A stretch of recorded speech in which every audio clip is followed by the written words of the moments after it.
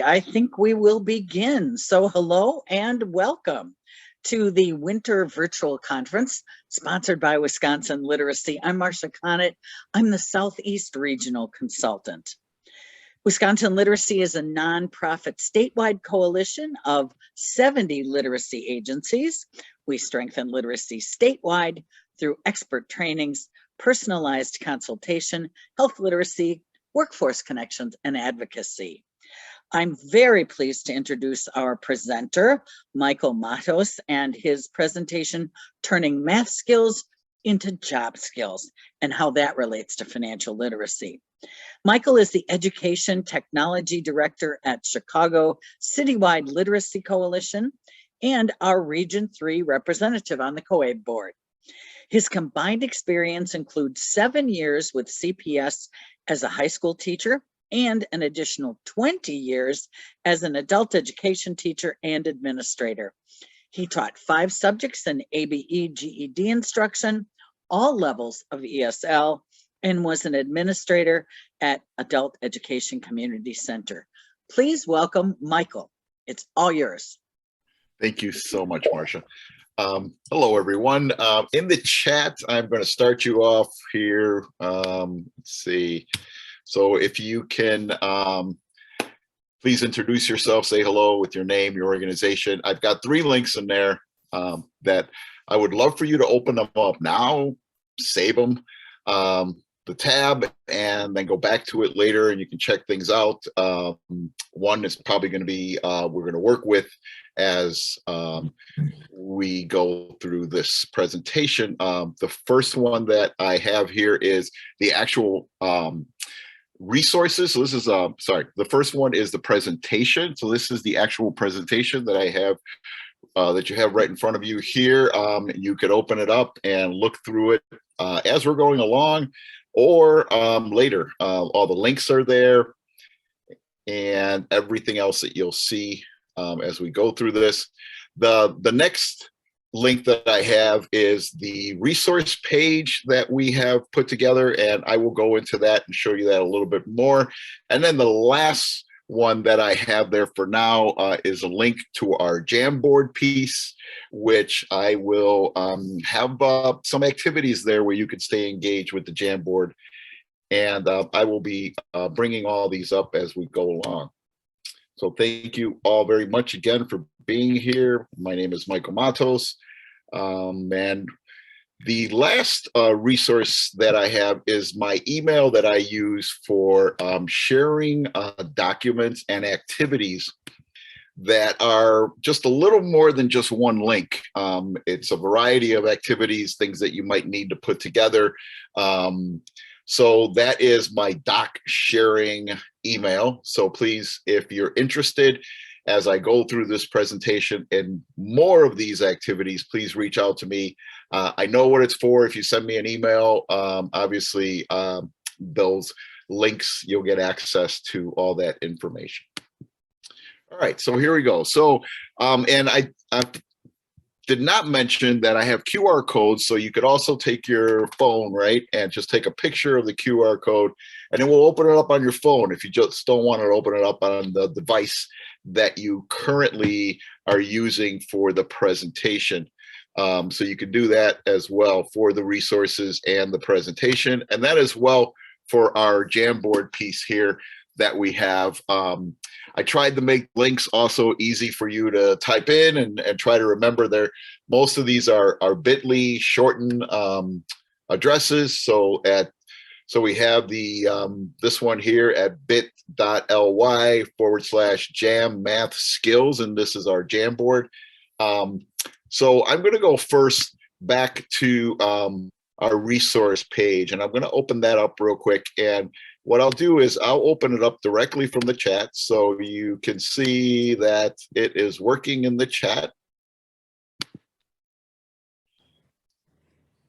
So here's our resource page. So we put this together as a website for our Illinois Digital Learning Lab project, which is a statewide project where we work on professional development for teachers and in turn, bringing all those skills that promote digital literacy, digital equity, and inclusion throughout the state. This is our resource page. What we have developed here is just resources that we keep adding to, and in some cases take away from, because they're no longer free or easy to access, and for the subjects that our adult ed organizations are working on. I'm going to go over to the financial literacy one, since this is the one that this is the topic that we're kind of talking about today. And click on the financial literacy resource, and you'll see here what comes up is a Google Doc with a number of resources, and it's taking a minute or so to come up here, but it will. And the resources are arranged where you have a link to that website, you have an address, and then you have a summary of what's going on in that website. So that might answer your interests, your search, and not have to go too much into too many of these to find what you're looking for. As you can see, for the financial literacy one, there's 7 pages. We're always adding. I'm always looking, and as I develop more and more activities from some of these resources, new resources get added, as well as some other resources that are taken away if they've fallen out, or once again, are not free or mostly free.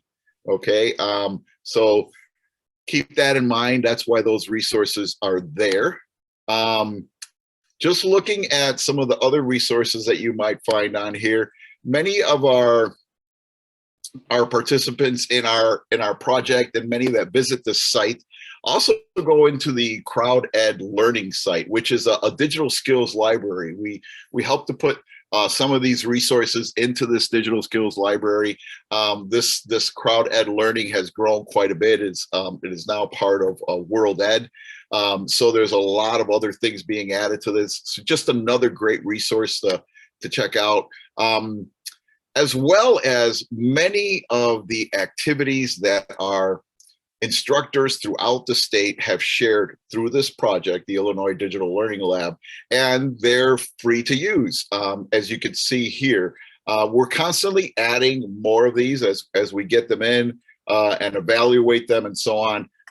We add them in there. There's also a little part there I've always asked about, just being able to teach some very quick skills, almost like a quick way, as they say here, Microsoft cheat sheets. So to look through how to navigate through some parts of Excel and Word and things like that. Once again, just some great resources as you work through some of these, as well as, obviously, since this project is very digital learning based, a lot of these things, in order to continue learning, to have the confidence to learn on your own, to have the confidence to continue learning when you go home, you have to have those digital literacy skills and the confidence of being able to sign on and so on. So all of this obviously pertaining to all the subject matters that you see in these resources. So if there's any questions on that, please let me know, okay?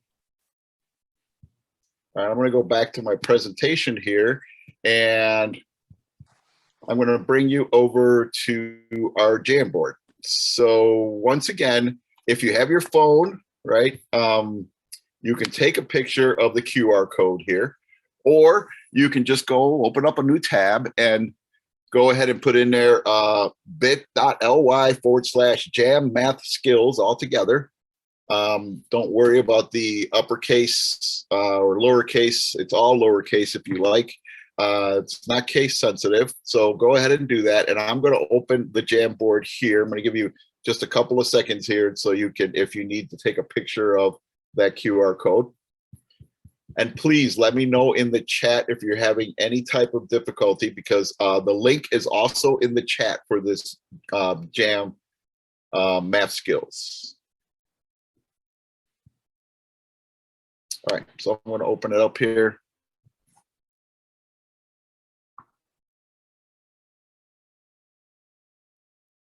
So why this presentation? Well, I'm going to give you some ideas, and hopefully open up that horizon of all of these things that you can find to incorporate in your delivery of using financial literacy skills to build up those math skills, which in turn you will see how this affects the workplace and obviously everything else that comes into that with all those skills, those workplace skills that you can develop. So here are some of my questions. So I have 6 slides on this Jamboard, and I know that Jamboard is used quite a bit. There's at least 14 of you on right now, so that's great.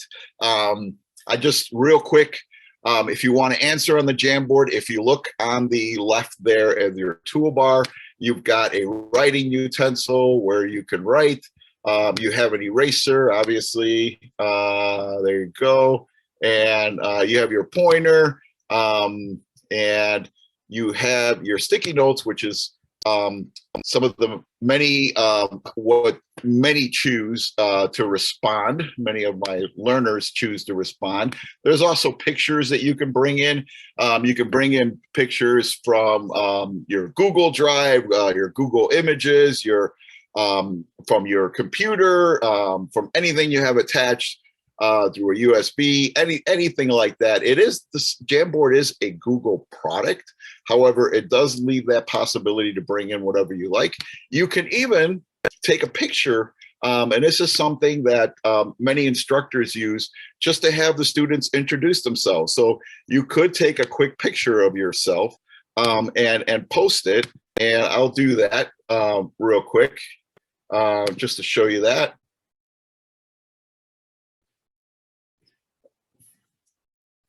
And of course, you get my green screen in the back, which you don't see in the video, right? And then, of course, you have some easy ways to delete this and go ahead and continue with your instruction. You also have over here where you could draw shapes. In these shapes, you can put in text, you can put in pictures as well. Of course, you have a text box where you can respond to in the text box.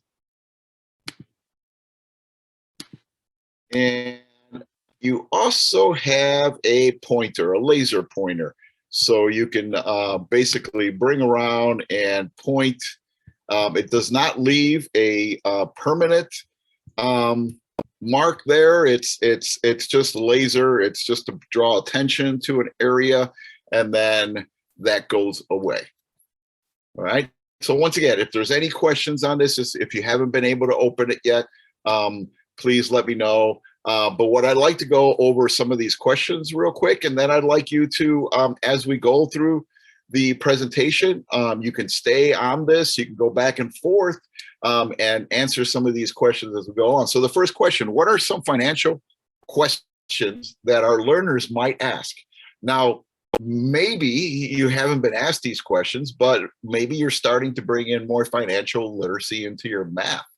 And you're thinking, you know, how does this lead to questions and engagement from your students?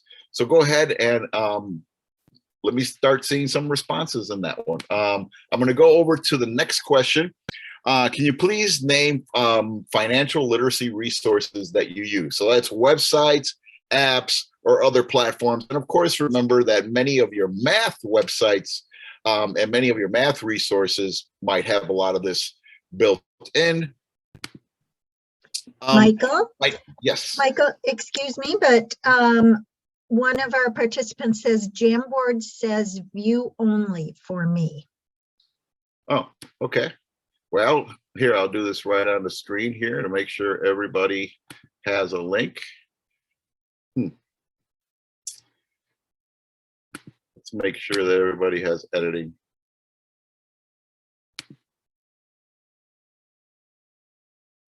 Okay, give it a try now. Let's switch to view only.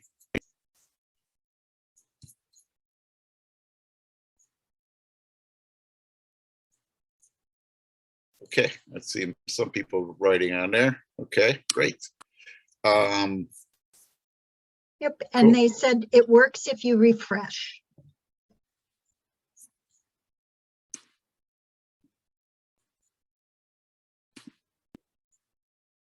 And I just refreshed it on my end, so it should work for everyone, but please let me know if it doesn't. We can help. Okay, so on slide 3, I have these are some questions pertaining to a kind of humorous video, but it tells us a lot about financial literacy, especially in our country. It's definitely something worth looking at. And I will play this later, and you can come back and complete some of this, or you might be able to complete some of it now. I've also put in on slide 3 is the, as you can see here, and I'll point it with my laser. This is the website of the video. That will be, it's a very brief video. I think it's like a total of about 2 minutes. So you could put that into another tab and open that up and look at it and answer those questions, or just wait until I play my version. Okay, let me see here. Am I seeing any other questions on the Jamboard?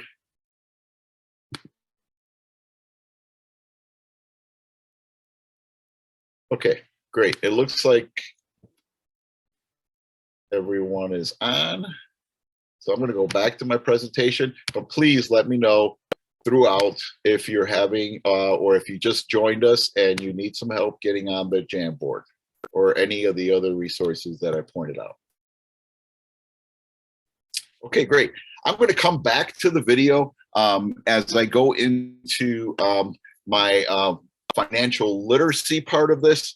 I first want to talk about math and math in its own sense, and how it can be used to solve real world problems. So do you enjoy the challenge of searching out patterns and solving puzzles? Mathematics is a multifaceted subject, which emphasizes logic and encourages innovation. The ability to apply mathematical concepts and principles can be useful in virtually any industry. Problem solving is the essence of any career in math. The Society for Industrial and Applied Mathematics notes that studying math can prepare you to deal with questions like the following. How can transportation providers design their schedules to minimize downtime and reduce maintenance costs? Realistic replacements to fossil fuels. How can we measure that? Uncontained epidemic of disease spread, throughout the world's population. That obviously real world problems, right? How do variables like weather or a tree type affect the spread of a forest fire? How can investments be arranged for minimum risk with maximum reward? What math skills will employers expect of you? Problem solving, right? Analytical skills, numeracy and numerical problem solving. They're not only fundamentally important to everyday job functions, but also are a strong indicator of broader cognitive abilities. As we look at a cognitive aptitude, this is one of the predictive factors of job success. Testing your candidate's math abilities is a great way to assess the ability to succeed on the job, and many employers do this. Math and numerical problems, problem solving are a part of most cognitive ability tests, as employers might put out there. This is partly because math problems aren't simply measuring math skills. They're also measuring critical thinking, problem solving, and logic. As an employer, even though you may be hiring for a position that doesn't require math skills, measuring your candidate's basic numeracy skills often has implications for their ability to solve problems in the workplace. And that's just a very important part of all of this. So one of the ways we can relate to those everyday skills that include math functions. And what are all these everyday skills? What are all those workplace skills? And what math are they talking about? And how do I relate that to my everyday skills and those things that come up all the time? What we've seen is that financial literacy and looking at math, right? The money math, right? That money math that matters, that builds those math skills, is pretty much brought in through financial literacy, and the concepts in financial literacy relate so well, and they just relate so well to everyday life for many of our learners. I would say all, but I try to stay away from 100%. The goal behind teaching financial literacy is to help people develop a stronger understanding of basic financial concepts. That way, they can handle their money better, right? It's worth noting that nearly 4 out of every 5 U.S. workers live paycheck to paycheck. Over a quarter never save any money from month to month. And I will share a link with you from Career Builder, which really talks about this living paycheck to paycheck, and just some other ideas on how to build financial skills, and talking to your employers on how to do this as well. Almost 75% are in some form of debt, and they assume that they'll never be out of this debt, that they'll be in debt for forever. So let me put this link in the chat here.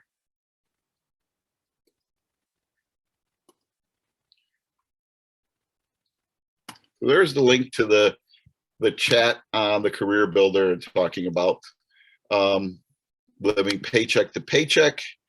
It's a very interesting article. So these are some of the things I want to talk about today. Obviously, all of it related to math skills through that financial literacy path. And we're going to look at strategies. We're going to look at vocabulary. We're going to look at values, wants, and needs, and some activities associated with that, as well as some vocabulary activities associated with that. Decision making, and then activities, goal setting activities, financial planning and activities, and then of course a little bit about bankruptcy and activities as we go through this presentation. So why is it important to teach your learners financial literacy? Encourage saving and using money wisely. Develop critical and cognitive workplace skills. Foster family conversations. Empower stewards of their own financial futures. And develop smart money habits, because it's never too late.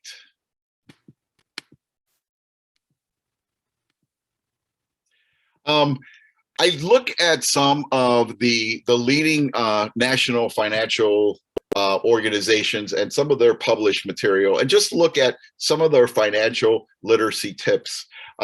This one from the National Foundation Educators Council, and just looking at some of their tips. And this is also a great way to look at an outline, to be able to arrange your activities and how they're delivered. And basically your whole lesson and curriculum can be developed with these identifiers. The first one, understanding your audience, identifying educational outcomes, looking at the Bloom taxonomy, right? And Webb's depth of knowledge, and how that is how you're delivering information using these two setups. As we saw when the new GED came out, and some of the other testing that's coming out now, obviously we've gone from the Bloom's taxonomy to Webb's depth of knowledge. A lot of understanding here, and I just wanted to point out that that is something that's looked at quite a bit as we develop these activities, these skill base, and as we go into assessing as well. Selecting delivery options was the third one. Choosing learner topics. And then using a way to deliver this. And you can see that a lot of this is based on classroom setup. And of course, because of our times, right? Whether it's delivered in person or through a digital online, is it a hybrid? Is it, the blended learning or the flipped learning and everything that we've been incorporating into our classrooms in the last couple of years, especially. Purposeful curriculum. Okay, that is the fifth one. And then I'm going to go over to some examples from the national standards in K through 12 personal financial education, which obviously has a lot to do with the adult skills and looking at spending and saving, credit and debit, employment and income, investing, risk management and insurance, and financial decision making. Through the years of working with this, I kind of developed my own outline almost every term after a number of 2 or 3 surveys to find out the needs of my students, not only at home, but in the workplace when it comes to financial literacy and the math that encompasses financial literacy. This was my last one that I had where I looked at 5 and from looking at my students' responses, I looked at imagining your ideal life. I also looked at opening our students' eyes, financial fitness for life, budgeting the real world, and business streams. Because what I see in many of our adult students, learners, is that they have entrepreneurship always in their minds, that they are looking for those business dreams. They are looking to find out how to open and keep a business running that is of their own making. Looking at financial literacy and how to deliver it. So I put together these activities looking at some of these strategies. So an accelerator, individualized delivery, obviously building vocabulary because that's so important in every skill, designing multisensory lessons, generating data from real life experiences, integrating educational technology, making numbers come to life, problem solving instruction, reinforce skills through games, clear goals that are specific, achievable, and realistic, student-generated word problems, scenarios, and more. Tactile, tangible experiences is so important. And then the use of graphic organizers and manipulatives whenever possible. And those can be virtual as well. Reading strategies, obviously very important. And as we look through these reading strategies, we're all very familiar with them, but also a very big part of understanding financial literacy and all its makings. We look through here, and then some math strategies, of course, as we mentioned, some of the math strategies and some of the reading strategies that I use the most, and make sure that there's enough practice with these strategies to encounter these situations in financial literacy where you have to use a lot of critical thinking and analyzing what might work best, not if there's a right or wrong, but what might work best in that particular scenario. And that's something that we really have to keep in mind as we work through financial literacy, and we answer those questions, and we form these groups, these discussion groups, and we have people hear the situation that they want to better, and then we work on it as together, and build what are the possible solutions, with, once again, no right or wrong, but what works best for that individual in their particular life. So let's look first at my first activities here, vocabulary and some activity ideas for vocabulary. Obviously, building these operation words for solving word problems, situations, because in math, obviously, we do not get an equation in midair that just hits us and we have to solve it. It's a situation, it's a reading, it's a document. And we need to look for those operational words that lead us to a particular operation, right? As you can see here, this is a start of a word wall that I had with my students. And obviously it became a virtual word wall way before the pandemic. And it's something that we constantly shared, and my students had like as notes to make sure that they were understanding what they've read and being able to turn that into numbers so they could solve. Using activities like word sorts. So you can find a lot of these online. The idea I found online and then later created a number of activities. Obviously, hopefully you can see that all my activities could be used as hard copies or online. They could be interactive online as well. And I'll show you some examples of that. So we have a word bank here, and then basically I put students in groups, and I have look for 3 to 5 words and put them in each word group, create a title for them, and in their own words, let me know why. If the title doesn't tell me, let me know why you believe all these words belong together. Defining hopefully all the words, and if not, then we go the dictionary route or some other route to make sure we find that to that last one that we might not have gotten correct. But it's a great way to look at where your students are at, what kind of vocabulary skills they have in this particular subject that you're working with, and then take it from there. So a very KWL setup where tell me what you know, and then let's keep going. For my lower levels, and even for my ESL students that were intermediate levels, and even some of my literacy level ABE students up to like 5th or 6th grade, adult basic ed, they love these stories, money stories, poems, and songs. And it kind of leads the instructor to get them engaged, right? As well as developing activities that really feed off of these little songs and the little poems and so on. And here's an example of that. It's a very brief example using the Shel Silverstein. Sorry, this is let me move that. Shel Silverstein, the poem "Smart." And this is just one activity that I came up with. And of course, you can range this in many different levels as you ask these questions. And once again, this one was particularly interactive. And I'll show you a little bit on how to make those interactive online as well when you're not using Google Form, but maybe Microsoft Word documents. I've also developed a number of games.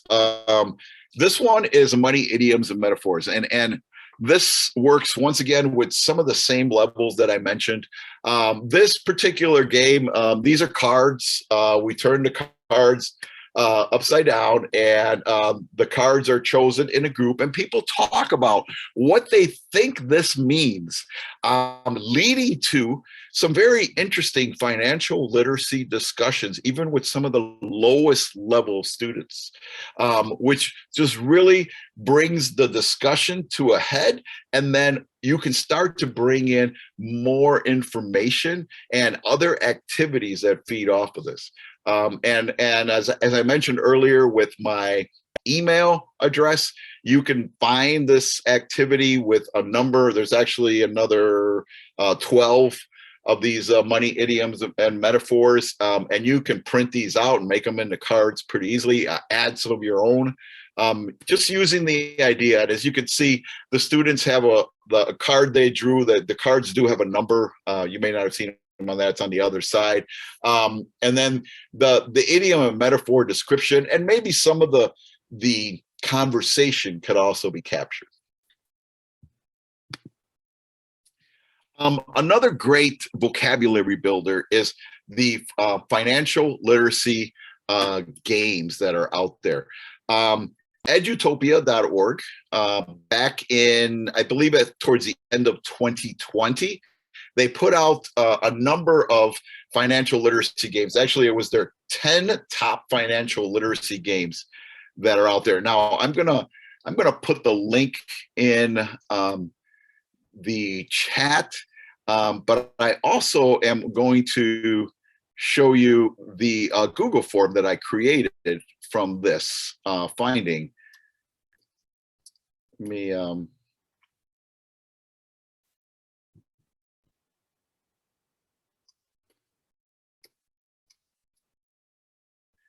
gonna put that in the chat there, and you should have it. That is a great source, just some great stuff to look at, and just roam through it. You'll find some great games in there. I'm going to show you, and I'll also put this link in there as well. This is the Google form that I created for that. And I'll just show you a little bit through the Google form. If you've not used Google Forms before to deliver information to your students, this is a good example, I guess. Let's see, let me open it up here.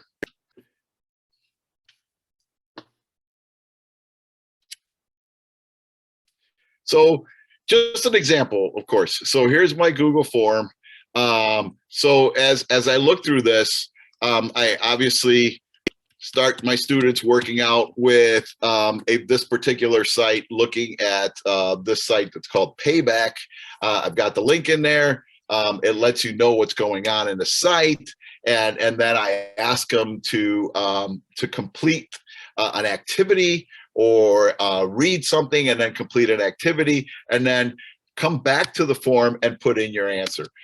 As you can see that there are a number of these activities. One of the things that I try to do to incorporate one of my strategies, which is this individualized learning, which leads to accelerated learning, is to provide a number of activities in one sheet from a number of different sites, because that keeps the engagement factor up. You're looking at different scenery, right, within that site. It's developed differently. The activities are different, and it really does keep that engagement level as you bring in this variety. This next one here is called Spent. Once again, the activities in there, the links are in there. I just give them a nice little screenshot of the page so they know they're in the right place, and they can put their answer in there. And then I have the next one is the NGPF site, the Next Gen Personal Finance. And once again, the activities are there. And my last one is the Uber game. And that is as exactly what it says. It does relate to an Uber driver and so on. So it's just a lot of finances and bringing your earnings into view, right? Once that's added, that's submitted. I've got all the information. I can look back at my students' responses. I can download data sheets and Excel. So there's a lot of things I can do, which is all there for me as we look through that that form. So let me know if you have any questions on that as I continue here. Okay, so now looking at values, wants, and needs. And for this one, I'm going to show you a little bit of the activities that we do and then some other ideas for that. So looking at values, wants, and needs, which is just a big part of understanding the math behind financial literacy and how to make sure that these values, wants, and needs have their equal place within your financial future, right? So I look at true and false questions. And as you can see here, just to evaluate where our students see themselves and to start that conversation. I'm not going to go over all these, but that's just an example activity. And then here's another one. So the first one was on, are you heavy with the must-haves? And the second one is, do you overspend on wants? As we look through this and we talk about this, once again, there's no right or wrong answer here. It's just that we look at this, and if there's a true in any one of these two, if there's a true in my must-haves or a true in my wants, well, then we might want to reevaluate this and rethink the percentages of our finances that go towards these particular needs, wants, and values. just looking at some of this and then some activities to go with this, we look at, money, and we look at the interest rate formula and learn how to work through that. And with a simple, and I use a lot of tables, a lot of rows, a lot of columns. I use a lot of pictures, right? I make sure that everything is detailed. So we know what we're doing. We know what we're working on. If there's a formula, I put the formula in there. Something like this probably takes minutes to put together. And once you get good at this, probably 10 minutes, and you have an activity that's interactive. So you could click in these tables in Microsoft Word or in a Google Doc and be able to enter your information. Now remember, in Google Docs, it saves that information as you're putting it in. In Microsoft Word, you have to make sure that that whole saving procedure is something that you go through with your students and practice it. Some other ideas, sale price and coupons. I know many of you have used coupons before where you get, 25% off. And then if you're a member, you get another 50% off. And then because it's Friday, you get another 30% off. And you're wondering, at this point, I should be getting the product and money back. But we analyze and see how that works, right? Using real life coupons, just using then and now, and using the internet or your phone, allowing the students, use your phone and find these prices for today, and then the approximate increases as we compare them to 1913 prices. And once again, you can see how easy you can put this together and how you can continue to build on it. My next part is decision making. So looking at decision making and looking once again at more charts, more rows and columns, and using a T-chart. So if you've not used a T-chart before, it's just a great way to make decisions, right? It's your pros and cons related to a particular decision and trying to make it where you can see the decision makings, the pros and cons, as simple as possible. Looking at decision making, other processes, using an outline, for example, and this is just another example of that. Using alternatives and consequences. Using once again, writing about it. What's the best course of action? Evaluate the results. Why do you think that this is the best decision possible? Taking situations. Once again, there's no right or wrong here. This is a situation that could have happened in your own life, right? And you're looking at what is the best way to solve this for me, to put my values or my wants and needs as I see fit in creating my response, right, to this situation. So we have the situation here with Fred, the same situation here with Katie. They're looking for new clothing for their new job. They have a certain amount of money to spend, and they all want, one of their apparel would be jeans, right, that they're going to buy. So we're looking at, and this is just an example, once again, we're looking at choosing brand name jeans over no name jeans and using this T-chart method. And just some examples here. So we look at the pros and cons and just filling out this chart. And this is a great thing to do with a class, a great thing to do in a group, and then go back and then individualize them as well. So we have the better fit, the costs more, the popular people, and everyone else has one, right? You feel better about myself, and I can only afford one pair, right? So just looking at that, just a very simple evaluation to make that decision, okay? Looking at some decision making activities, we've got a budget and decision making. And this is where I could show you a little bit about what I was talking about making a very static document in Microsoft Word, Excel, PowerPoint into an interactive document.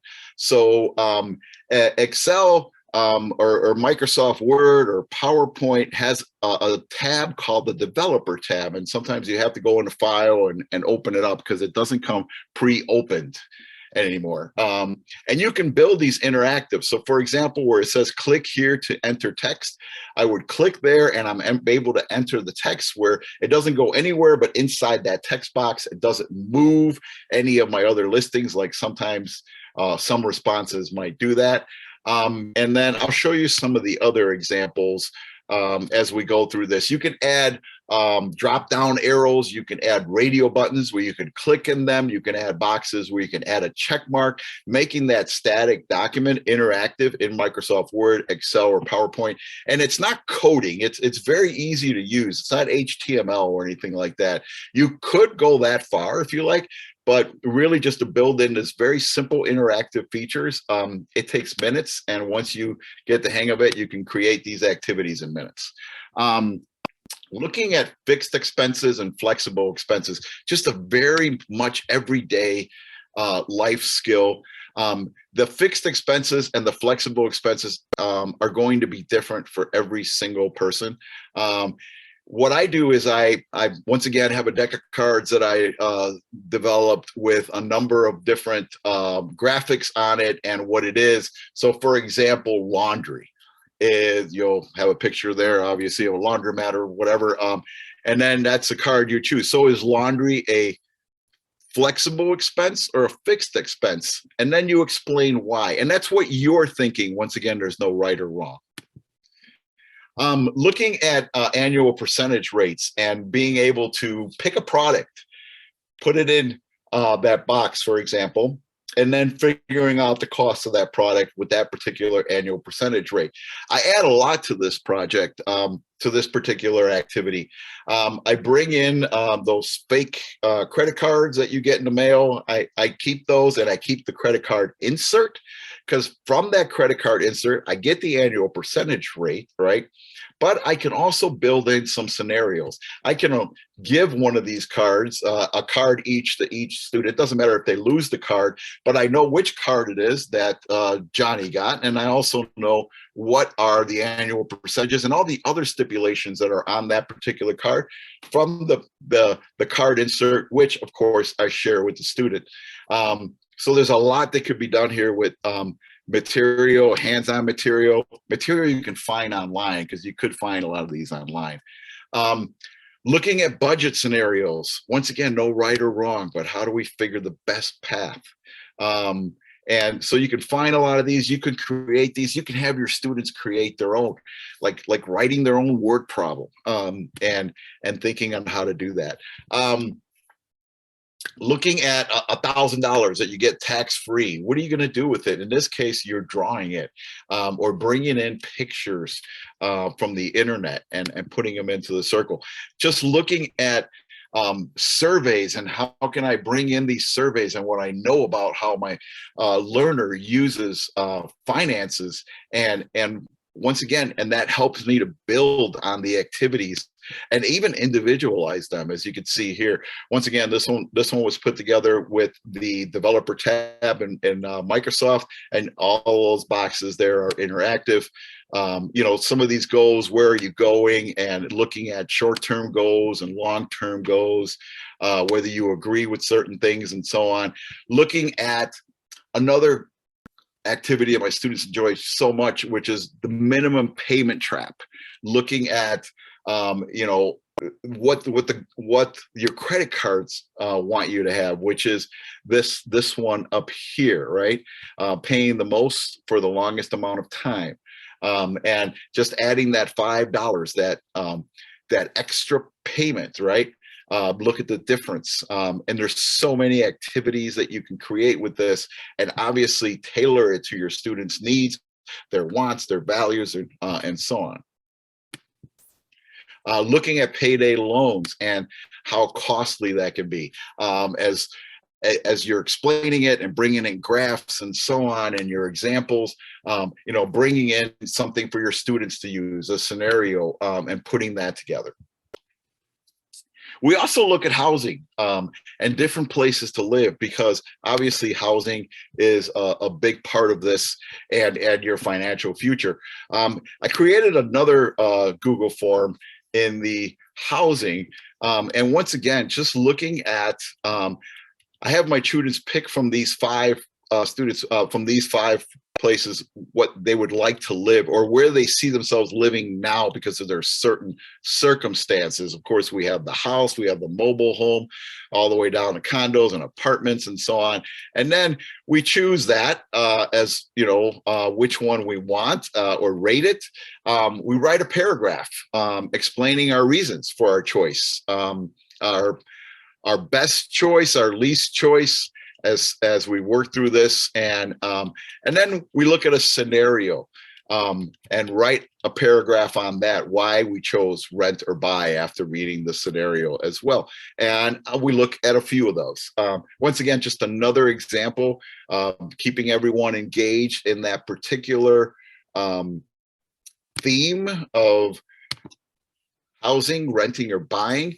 Of course, the financial features are added as we go along and learn about what it is that we're trying to evaluate and use that critical thinking. For example, here's one: home budgeting. So this, as it says, a group project. We look at all of these. We go into Excel and put them in Excel or sheets in Google, and we come up with a graph as well.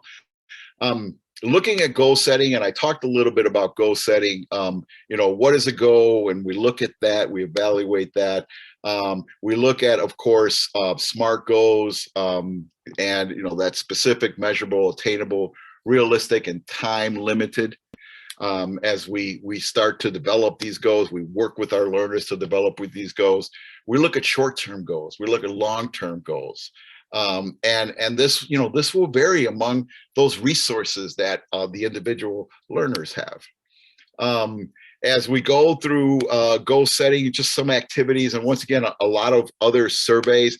And as I mentioned in my mottos, michael2@gmail.com, you can find a lot of these, and they are interactive. You'll be able to type into the boxes. You'll be able to click into the activities and so on. You'll be able to see more examples of this create a collage, both hard copy and virtual, because you'll see a lot of activity. This is a hard copy one, as you can see here, but you can also see how this can be created virtually. A number of writing prompts that you'll see there, because it's a very important part, a very important skill of financial literacy, and the math that obviously builds it. Financial planning is my next part here, and this is going to be, so here, let me go through this real quick. So I always start with financial planning, and this is one of my favorite activities. If you don't know where you're going, any road will take you there, right? And then we look at the roads, and then I toss in my last road there, and we start looking at it. Are we evaluating this? Are we evaluating our path? Where is it going to take us? And then, of course, you add those questions, and you make it real for our learners. As you can see there, who else is in the car? Running low on gas. What if a passenger was injured? How does that differ when it was 2 blocks from home, and so on? Just a lot of different questions you could ask as your financial planning activities build on each other, and you start to learn how to financial plan. And as you can see here, this one is just an activity of getting out of debt, and there's no right or wrong. It's just evaluating what's the best way for Anna to get out of debt, and looking at credit worthiness and what it is. Credit worthiness. How do you develop a strong credit? I also have a poll everywhere here where we poll basically if our students have a credit card, how many credit cards do they have? Do they pay them all on time, or is it a monthly thing? So we try to evaluate, once again, where our learners are at and how they can build on that. Okay, so as you can see here, credit scoring. We talk about the credit monitoring and how to sign up. My last part here is about bankruptcy. Many of my learners ask about this. It's just part of understanding the financial literacy world and understanding the mathematics of living, right? So consequences of bankruptcy, influences financial freedom, limits choices, pay more for credit, and other people absorb your debt. You have to remember that. Tips to remember as we look through that and we start to evaluate. I've even had learners where I've advised to go to a financial counselor. I've had financial counselors come in and donate their time to talk to the class. So just a lot of different things. And then looking at some of the functions of money and forms of money, because we could look at this and try to evaluate how we can stay away from that bankruptcy by looking at how we use the forms of money that we have available to us, whether we use cash for groceries or a check for electricity, and so on. And evaluating this, we get a little more insight on how we can move these things around and keep from this happening. And of course, a big part of this is, the balancing your checkbook, whether it's virtual or in person. So I have a really nice activity here that, of course, in person, it's a lot more engaging because you go from station to station and you're picking up these different documents and putting them into your report to be able to show what your final is, and it's everything from checking your bank statement at the end and being able to record all those deposits, payments, and withdrawals in that register table. Real quick, I did show you that resource site. But I did put in here some of my favorite websites that I use quite a bit. A lot of math incorporated, a lot of math activities into this, but it really gives you some real nice understanding of the critical thinking that happens in financial literacy and that less right or wrong. So here's one here, GCF Global. If you've not used GCF Global, the Goodwill site, that all this stuff is free. Quite a few tutorials and activities that you can work on by looking at some of their YouTube sites, as well as some of the activities online here. Google for Education. If you've not looked at the Google Applied Digital Skills, they have some great how-tos. As you can see, I pulled out 4 from here. These are 4 activities. I think there's probably about close to 20 of them that are very much related to financial literacy and the math and the spreadsheets, the rows and columns, and how does all that work. And it helps you create a budget, plan a budget, track your monthly expenses, estimating your financing for a business plan. So once again, and these links, you can find them once again on our resource page under that financial literacy icon, or you can go on the presentation that I shared, because they're all in here. Another great resource is Links. If you're not a member of Links, it's free to be a member of Links, and they have a great toolkit. They actually just added a new one. This one has I've used quite a bit of the information on here. Take a look at their stuff. They've got some great activities that you can download and use and basically edit to the levels that you're working with. Another great site is the Financial Literacy Learner Web. And just some great information and whole curriculums that you can use on that site. So I have some time here for some questions. If you would like to put them in the chat. Cassie, is there anything in the chat that Michael might be able to answer right now? Nothing in the chat right now. Wonderful.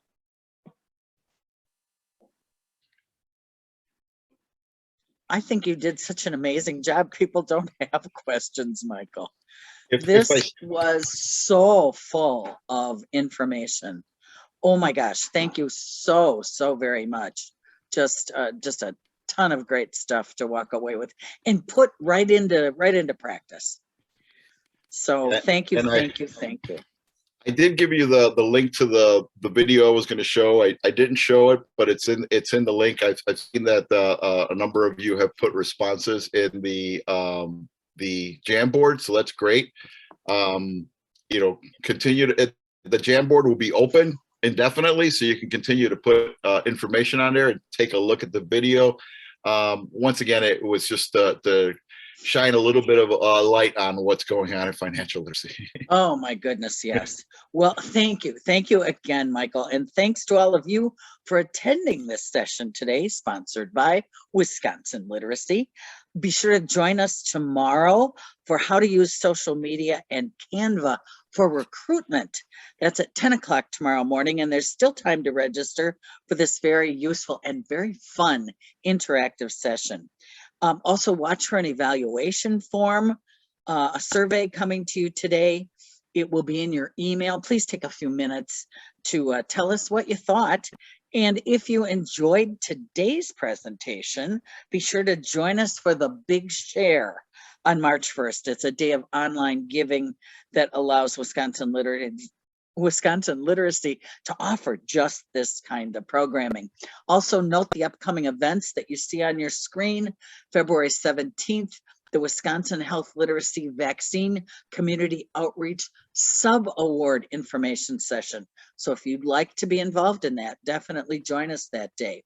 February 24th, the Thursday morning coffee chat on digital literacy across Wisconsin. And March 1st, again, the Big Share. So thank you all for being with us today, and we'll see you tomorrow morning at 10 o'clock. Bye now.